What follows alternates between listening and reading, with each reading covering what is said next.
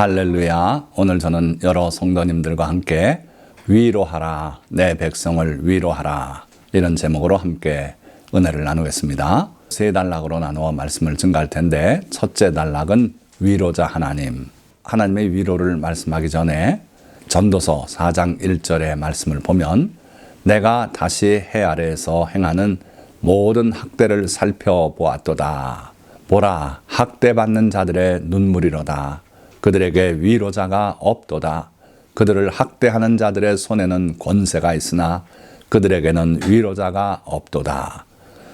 참 안타까운 현실을 드러내고 있지요. 이 세상에는 학대가 있대요.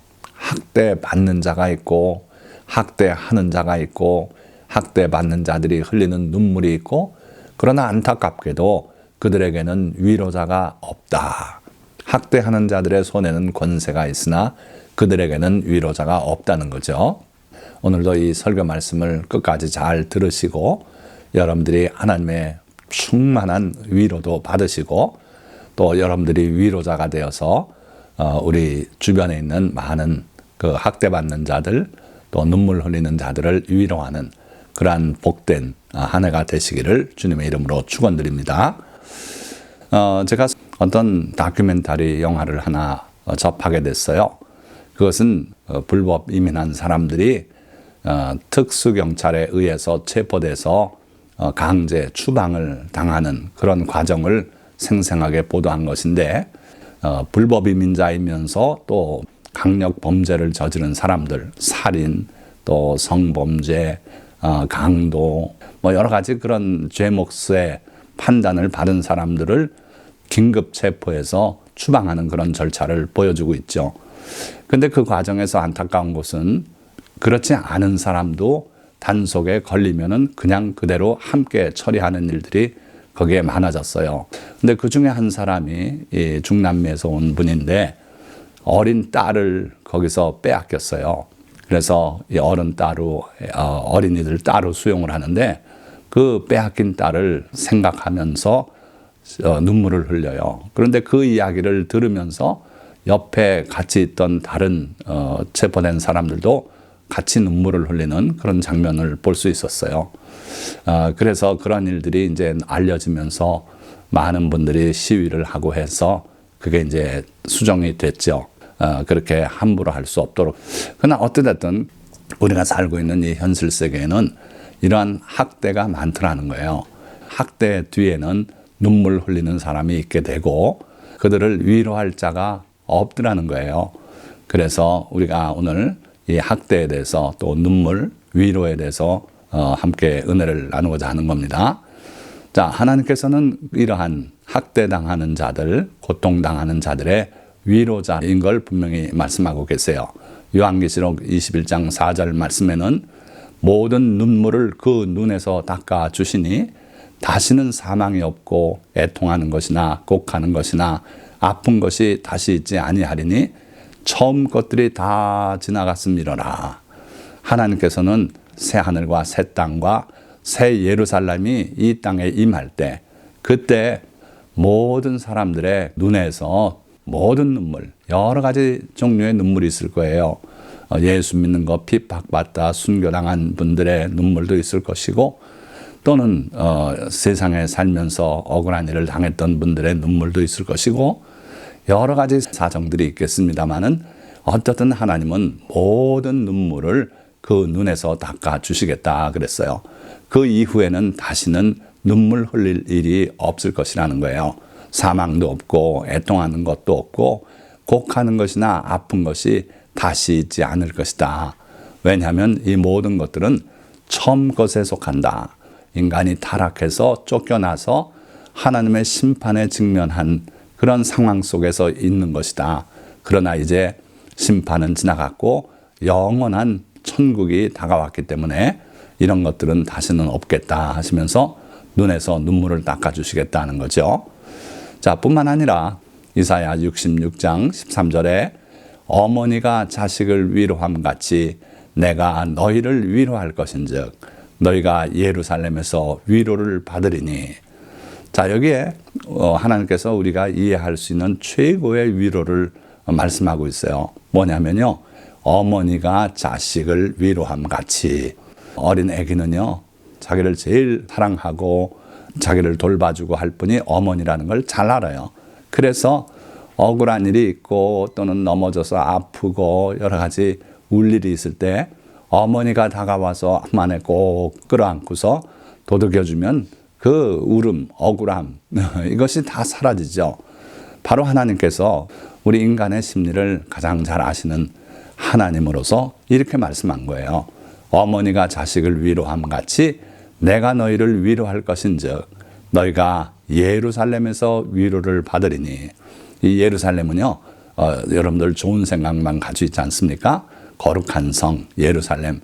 그런데 이 예루살렘은요, 하나님의 심판으로 다 불타고 돌도 돌 하나 위에 남지 않고 다 무너지고, 그리고 거기서 많은 사람들이 죽고, 그리고 그 민족이 이방으로 포로로 잡혀가고 그랬던 그 쓰디쓴 경험이 새겨져 있는 예루살렘을 말하는 거예요. 너희가 상처 입고 고난당하고 했던 그 예루살렘에서 오히려 기뻐 찬송하게 해주겠다 하는 거예요. 하나님의 위로는 이런 위로입니다. 자, 또 너희가 젖을 빠는 것 같이 그 위로하는 품에서 만족하겠고, 이렇게 분명히 말씀하고 있어요.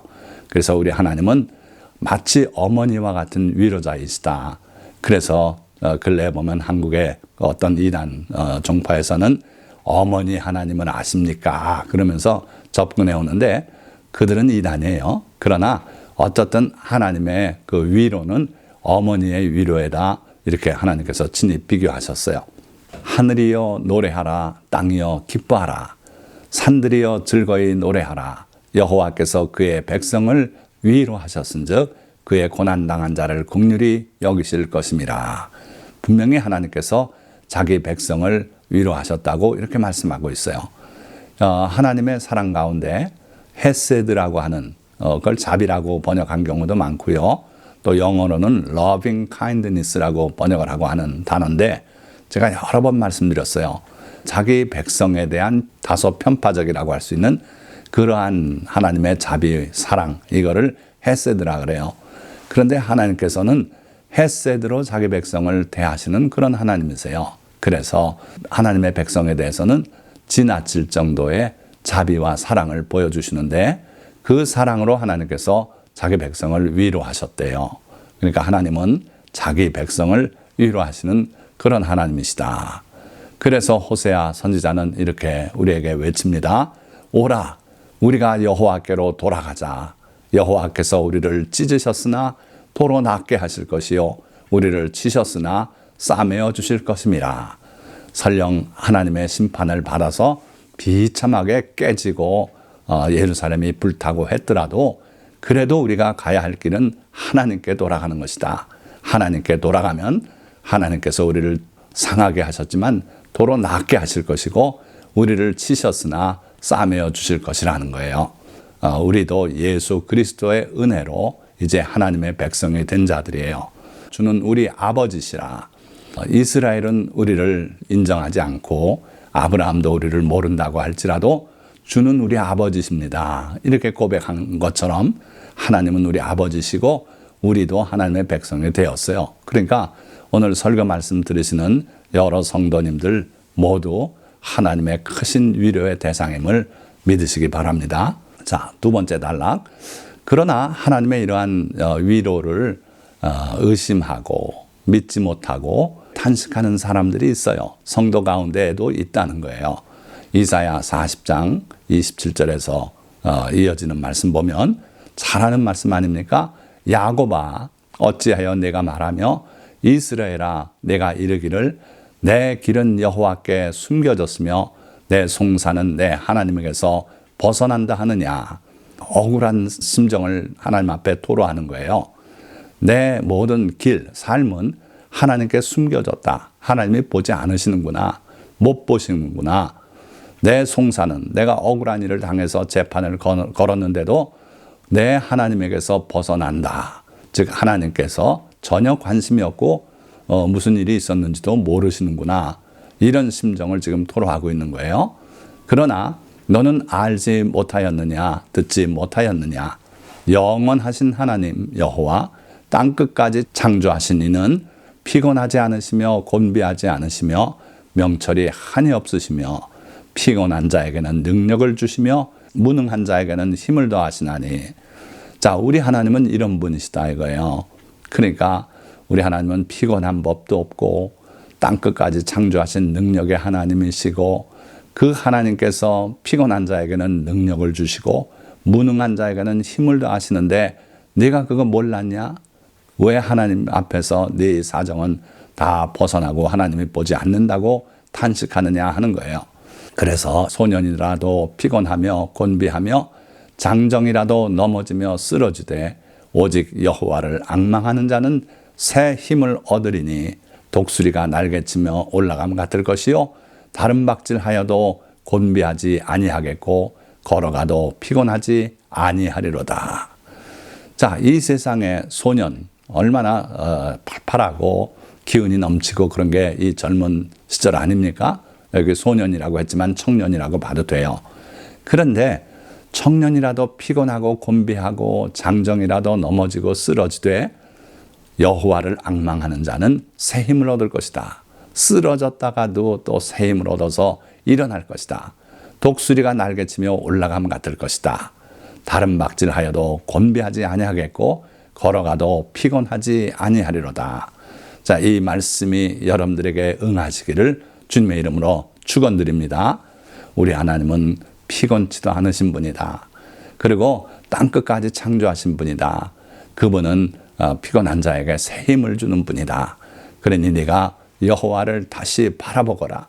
하나님을 의지하거라. 그리하면 새 힘을 주시는데 독수리가 날개치며 올라가는 그런 힘을 주실 것이다. 아멘. 이 말씀이 여러분들에게 위로의 말씀이 되시기를 축원드립니다. 하나님은 실제로 회복을 통해서 우리를 위로하세요. 우리가 잃어버린 것이 있으면 되찾아 주셔서 위로를 받게 하신다는 거예요. 건강을 잃었습니까? 그 건강을 하나님이 회복시켜 주셔서 여러분들을 위로하시기를 축원드립니다. 또 주님의 품에 품어주심으로 외롭습니까? 주님께서 품어주셔서 대화 상대자가 되시고 여러분들을 위로해 주시는 그러한 위로를 받으시기 바랍니다. 또 하나님께서 함께 가심으로 우리의 위로자가 되세요. 모세 때 이스라엘이 십계명을 받고도 금방 그렇게 변해서 우상을 만드는 거 보고 하나님께서 다 멸해버리시겠다고 할 때 모세가 간절히 탄원해서 하나님의 심판을 가라앉히지 않습니까? 그러나 하나님께서 모세에게 내가 함께 가지 않겠다. 내 천사를 보내서 너희와 함께 하게 하고 나는 함께 가지 않겠다 그러신 적이 있어요. 그때 모세가 하나님께서 직접 함께 가지 않으시면 저도 이 백성을 이끌지 못하겠습니다. 여호와여 함께 하옵소서. 그래서 하나님께서 모세의 간청을 들으시고 그래 내가 함께 가겠다고 그렇게 마음을 바꾸신 적이 있어요. 그러니까 예수님께서 엠마오로 가는 두 제자와 동행하실 때 그들이 위로받고 다시 예루살렘으로 돌아온 것처럼 하나님께서 여러분들과 함께 동행함으로 여러분들에게 위로가 있으시길 축원드립니다. 또 말씀을 보내서 우리를 위로하시겠다 그랬어요. 시편 107편에 이에 그들이 그들의 고통 때문에 여호와께 부르짖음에 그가 그들의 고통에서 그들을 구원하시되 그가 그의 말씀을 보내어 그들을 고치시고 위험한 지경에서 건지시는도다. 저 역시 그렇습니다. 폐결핵으로 피토하고 누워있을 때 말씀으로 위로하시고 그래서 그 위경에서 건져주셨어요. 그래서 저에게는 이 시편 107편의 말씀이 평생의 위로가 되는 살아있는 하나님의 말씀으로 제게 남아있어요. 또 시편 119편 50절 보니까 이 말씀은 나의 고난 중에 위로라. 내가 고난을 당하고 어려울 때라도 이 말씀을 읽으면 새 힘이 된다는 거예요. 저는 아버지에게 받은 가장 귀한 선물이 뭔가 성경책이었어요. 한자가 섞인 성경책을 사주셨어요. 근데 그 성경책은 관주 성경이에요. 요즘은 그게 안 나오는데 그 단어마다 이렇게 표가 있어가지고 그것이 다른 성경에 어느 성경에 나와 있는 단어다 하는 것을 알려주는. 그래서 저는 어릴 때지만 그 성경을 귀히 여기고 성경을 읽고 그 관주를 보고 또 거기에 관련된 성경 구절을 찾아가 보고 이러면서 성경 읽는 취미에 빠져서요. 지금까지 하나님의 말씀이 저의 가장 귀한 재산이고 보물이에요. 여러분들에게도 이와 같은 은혜가 있으시길 바랍니다. 그러면서 예레미야서의 말씀이 위로가 되고 이사야서 말씀이 위로가 되고 예수님의 말씀들이 나에게 힘이 되고 그렇게 해서 지금까지 평생을 말씀에 의지해서 살아왔어요. 그렇습니다. 하나님은 그 말씀을 우리에게 보내주셔서 우리가 위로받고 새 힘을 얻길 바랍니다. 여러분들에게도 이와 같은 은혜가 임하여서 올 2022년도에는 성경책을 가까이 하시고 그리고 그 성경책에 기록된 하나님의 말씀을 여러분들이 깊이 묵상하여서 그 말씀이 위로의 말씀이 되고 여러분들에게 가장 귀한 보배가 되시기를 주님의 이름으로 축원드립니다. 자, 그러나 빠지지 말아야 할 거짓 위로도 있어요. 예레미야 6장 14절 보니까 그들이 내 백성의 상처를 가볍게 여기면서 말하기를 평강하다 하나 평강이 없도다. 자, 거짓 선지자들, 거짓 종교 지도자들이 성전을 향해 올라오는 백성들을 향해서 이것이 여호와의 성전이다. 이것이 여호와의 성전이다. 이것이 여호와의 성전이다 하고 외치면서 하나님은 이미 그 성전을 버리셨고 심판하셨는데 그 성전이 여전히 여호와의 성전이라는 거짓말을 외치면서 그러면서 백성들의 상처를 가볍게 여기면서 염려하지 마시오. 평강이 있습니다. 하나님께서 다시 예루살렘을 평강하게 하실 것입니다. 이런 거짓말만 쏟아내더라 하는 거예요. 하나님의 작정은 예루살렘을 다 심판하시고 그리고 70년간 노예 생활을 거치고 다시 돌아와서 새롭게 시작하기를 원하셨고 그렇게 계획하셨고 실행하고 계신 중인데 그 상황에서 평강하다 하니 이건 거짓말 아닙니까? 그런데 그 거짓을 믿는 사람들이 많다는 거예요. 죄송한 말씀입니다만은 제가 신학을 할 때 어떤 교수님이 그랬어요. 목사의 직업이라는 것은 어차피 위로하는 직업입니다 하면서 예를 얘기하더라고요. 자기가 바로 그 전주에 일가 되시는 분이 위독해서 병원을 찾아갔는데 뭔 설교를 해야 되나. 그런데 어차피 목사란 직업은 위로하는 직업이니 하나님이 치료해 주시고 하나님의 일을 감당하고 이런 설교를 하셨던 모양이에요. 그런데 저는 그러한 이야기를 듣고 매우 충격을 받았어요. 목사가 직업인가? 어차피 목사는 위로가 그의 본업인가? 가짜 위로도 해야 되는가? 그런 충격을 받았는데 그렇다는 거예요. 무슨 얘기냐면 이 세상에 거짓된 종교 지도자들은 그렇게 거짓 위로를 직업 삼아 하고 있다는 거예요. 자, 스가랴서 10장 2절 중반절에도 보니까 그 위로가 헛됨으로 백성들이 양같이 유리한다 그랬어요. 처음에 들을 땐 좋죠. 그러나 그 말이 거짓이에요. 사탄이 주는 거짓말로 예언을 하고 위로하고 이럴 경우에는 그 위로는 헛된 위로가 되고 그 결과 백성들은 위로 얻고 새 힘을 얻고 하는 게 아니라 양같이 유리하게 된대요. 그 다음에는 목사님의 설교도 저거 거짓말이겠지. 저거 꾸며서 하는 말이다. 이러고 교회를 떠나고 잃어버린 양같이 유리하게 된대요. 바로 1년 전쯤 미국에도 대선에서 트럼프와 바이든이 다툴 때 많은 예언자들이 일어나서 트럼프를 하나님이 세우셨다라고 하나님께서 또 4년을 더 해주신다. 그러면서 해서 아주 그냥 거기에 다 넘어간 분들이 많았어요. 그런데 결과는 그렇게 되지 않았지 않습니까? 어떻게 됐습니까? 그 많은 거짓 선지자들이 설 자리도 잃었고 그들이 문제가 아니라 그들의 말을 듣고 따르던 많은 성도들이 큰 충격을 받고 정신이 없어요. 흩어지기도 하고요. 어제 제가 캐나다 큰빛교회 이면수 원로 목사님의 간증을 접했어요. 1편, 2편으로 나눠서 상세하게 그분의 체험을 고백하는 이야기를 들었는데 이면수 목사님이 캐나다 시민권을 가진 목사님인데 북한 선교를 열심히 하셨어요. 20여 년간. 그런데 캐나다에 돌아와서 설교한 내용 중에 어떤 것이 동영상으로 또 소개가 됐는데 그게 북한의 실상을 드러내고 비난하는 그런 내용이 돼버렸어요.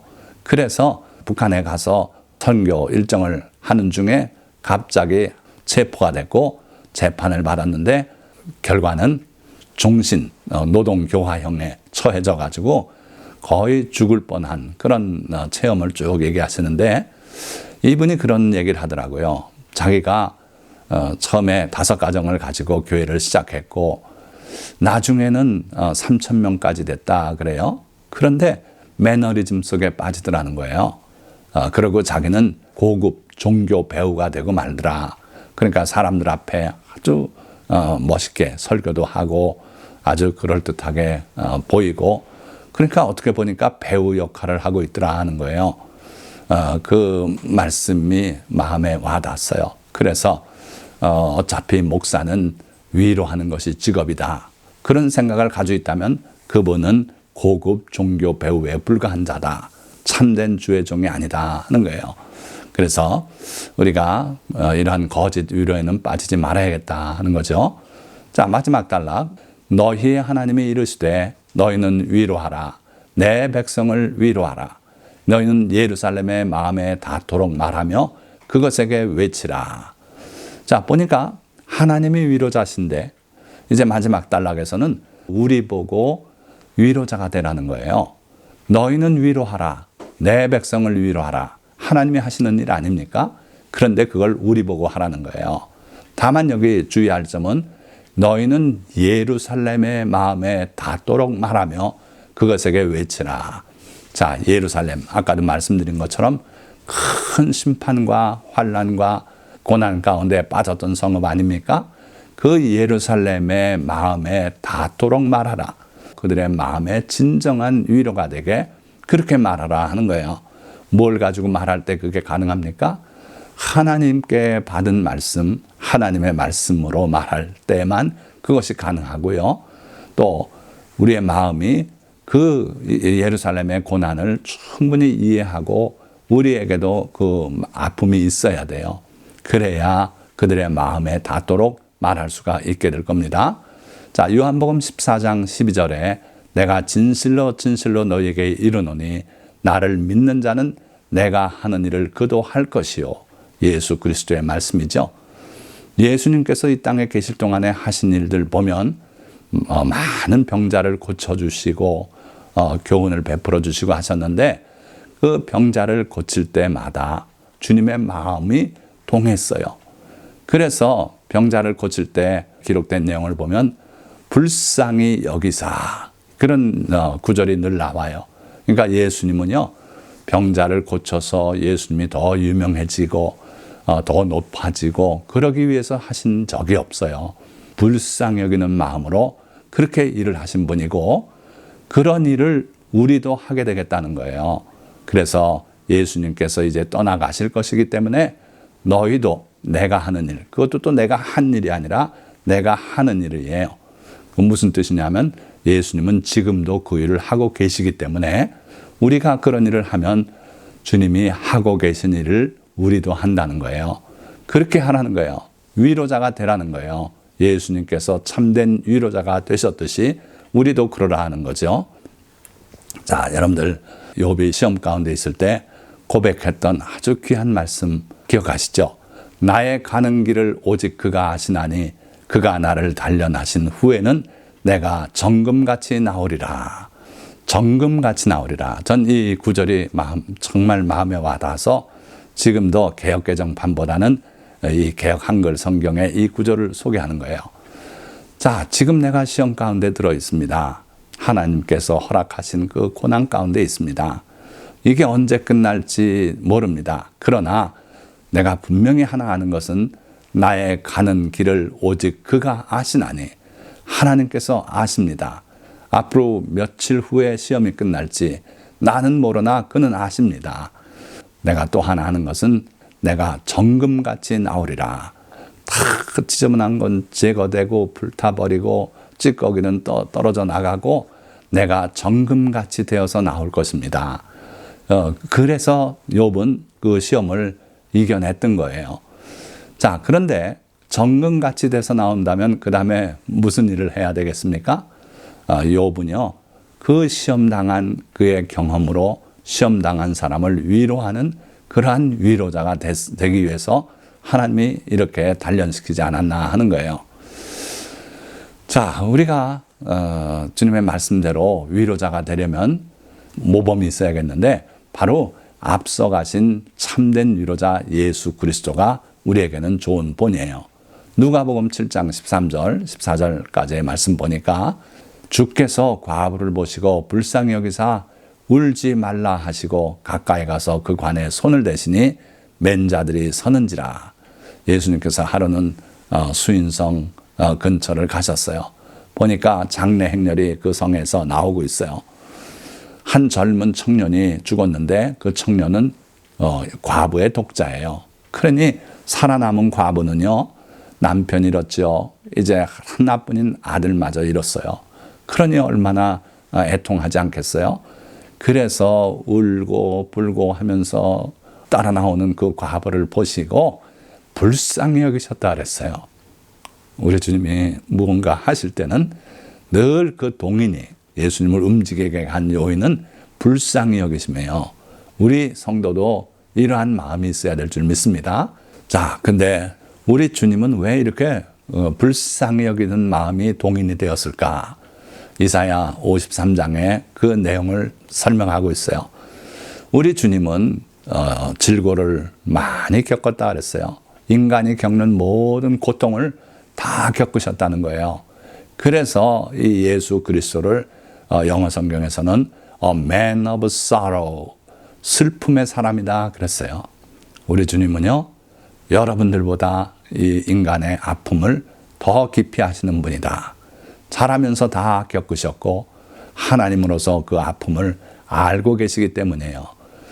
바로 이 예수 그리스도가 그래서 위로자가 되시는 겁니다. 그래서 불쌍히 여겨서 가서 관에 손을 대고 청년을 살려서 그 과부에게 돌려주셨어요. 자, 그러니까 여러분들도 예수님과 같은 참된 위로자가 되시기를 축원드리는데, 그러기 위해서는 여러분도 간고를 많이 겪고 질고를 아는 자가 돼야겠다는 거예요. 이거 겁나지 않습니까? 여러분들이 이와 같은 고통을 겪기 전에는 그와 같은 사람들을 위로할 수 없다는 거예요.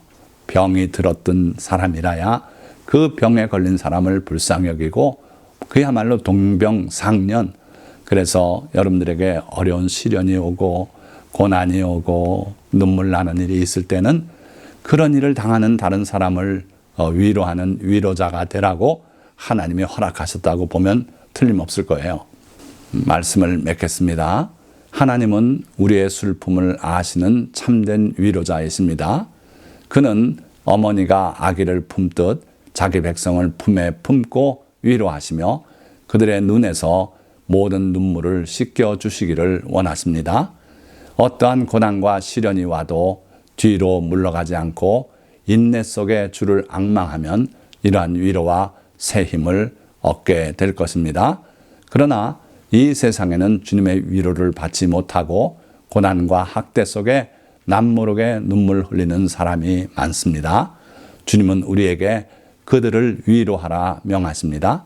그러나 그러기 위해서는 그들의 아픔을 볼 수 있는 눈과 그들에게 다가갈 수 있는 용기와 긍휼히 여길 줄 아는 주님의 뜨거운 마음이 우리에게 있어야 합니다. 이런 눈과 용기와 마음을 지닌 참된 위로자가 되어 주님의 뜻을 이루는 성도가 되시기를 예수 그리스도의 이름으로 축원드립니다. 기도하겠습니다.